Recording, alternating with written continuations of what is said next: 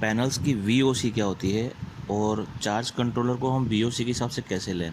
जैसे कि हम MPPT smart and solar charger की बात करें तो इनका एक इनपुट रेंज होती है पैनल्स की कि इतने वोल्टेज पर ही ये काम करेंगे। तो आज हम देखते हैं वीओसी क्या होती है। वीओसी जो है वो ओपन सर्किट वोल्टेज है, यानी जब हम पैनल का वोल्टेज चेक करते हैं तो बिना लोड के जो उसका वोल्टेज निकल रहा है, हम दोनों को प्लस माइनस से चेक करते हैं तो उस पर कोई लोड नहीं दिया हुआ है, तो उस लोड के बिना लोड के जो मैक्सिमम वोल्टेज वो निकाल रहा है उसे हम वीओसी बोलते हैं, जिसमें जीरो करंट रहता है, यानी उस पर कोई लोड नहीं रहता है। तो वीओसी के लिए जैसे हम बात कर रहे हैं सोलर चार्ज कंट्रोलर एमपीपीटी की, तो एमपीपीटी जो स्मार्टन का सोलर चार्ज कंट्रोलर जो आता है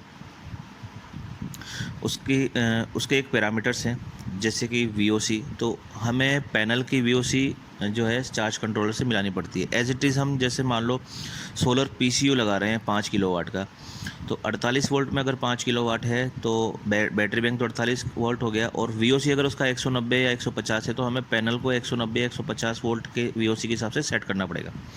जैसे कि हम इसके पैरामीटर देख लेते हैं कि इसकी वीओसी जो है वो 25 वोल्ट से लेकर 45 वोल्ट है 12 वोल्ट में, और 24 वोल्ट में जो है वो 40 वोल्ट से लेकर 85 वोल्ट तक है। यानी 25 से 45 में हम 500 वाट तक दे सकते हैं और 40 से 85 में 1000 वाट तक दे सकते हैं 24 वोल्ट में और 12 वोल्ट में।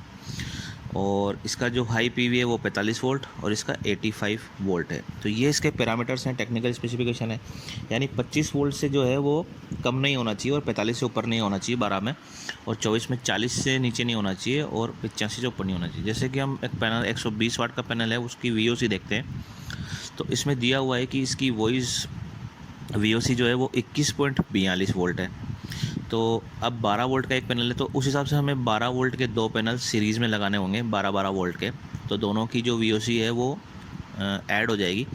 हमेशा सीरीज़ में वोल्टेज ऐड होता है, तो 42.84 इसकी वीओसी है। तो उस हिसाब से जो है ये आराम से 12 वोल्ट, ये 24 वोल्ट में हमारे काम कर जाएगा 42.84।